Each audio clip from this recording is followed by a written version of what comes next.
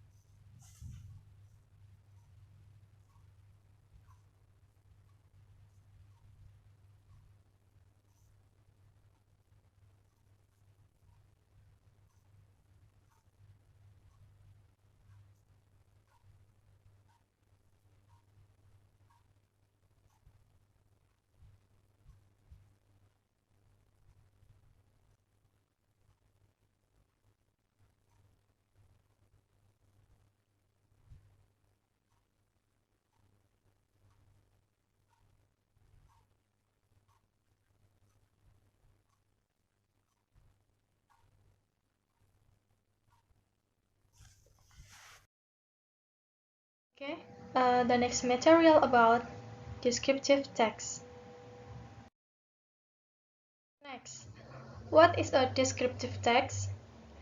Descriptive text is a text which says what a person or thing is like.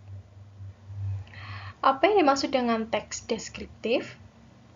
Teks deskriptif adalah teks yang mengatakan seperti apa seseorang atau benda. Its purpose is to describe and reveal a particular person, place, or thing. Tujuan dari teks deskriptif ini adalah untuk mendeskripsikan dan mengungkapkan orang, tempat, atau benda tersebut. Next is a generic structure of descriptive text. The first, identification. Identifying the phenomenon to be described. The second is description.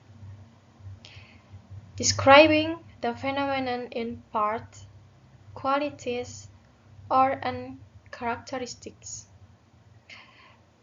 Untuk slide yang kedua mengenai struktur umum dari teks deskriptif adalah yang pertama ada identifikasi. Identifikasi adalah mengidentifikasi fenomena yang akan dideskripsikan. Yang kedua tentang deskripsi. Untuk mendeskripsikan fenomena dalam bagian kualitas atau karakteristik. Next about language features of descriptive text. The first is using attributive and identifying process. Dalam slide ini menjelaskan tentang tata bahasa dalam teks deskriptif. Yang pertama, menggunakan proses atributif dan identifikasi.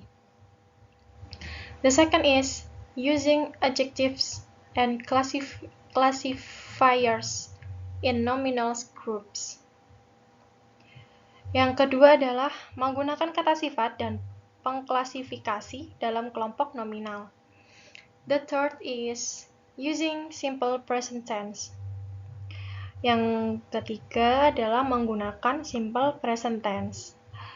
The fourth is using noun. Menggunakan kata benda.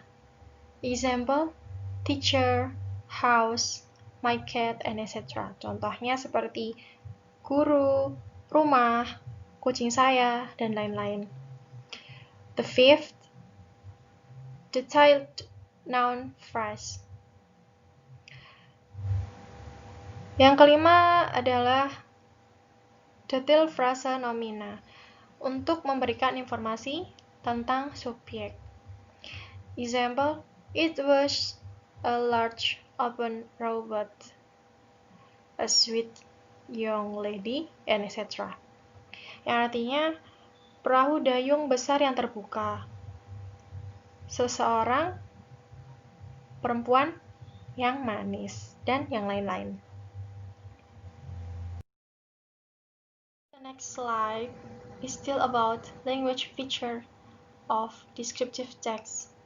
The sixth about adjectives yang bersifat describing, classifying, numbering. Example, two strong legs, sharp white fangs, and etc.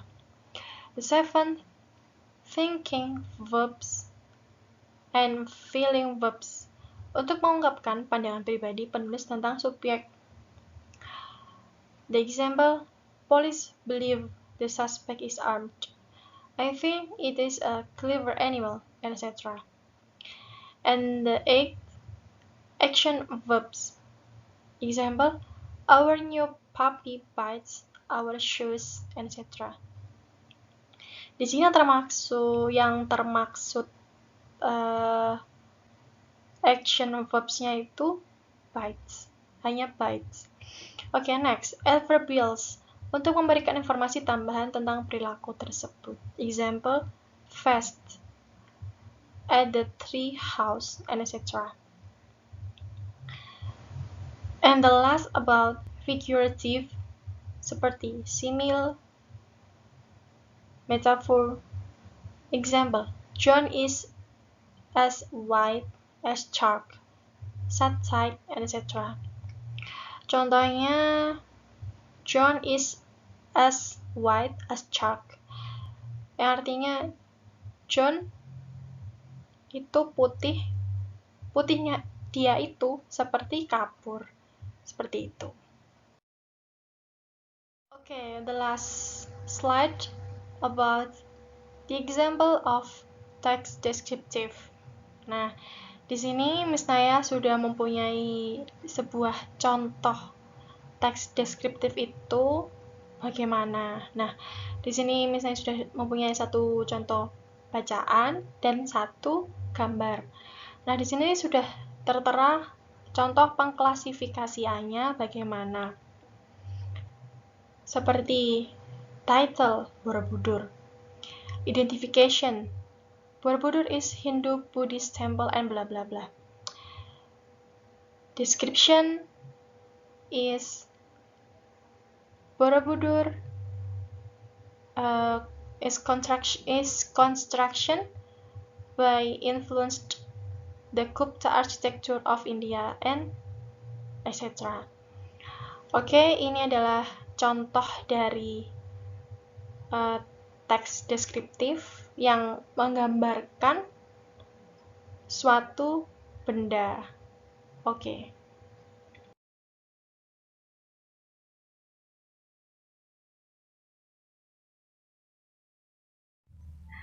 Okay, thank you for your nice attention.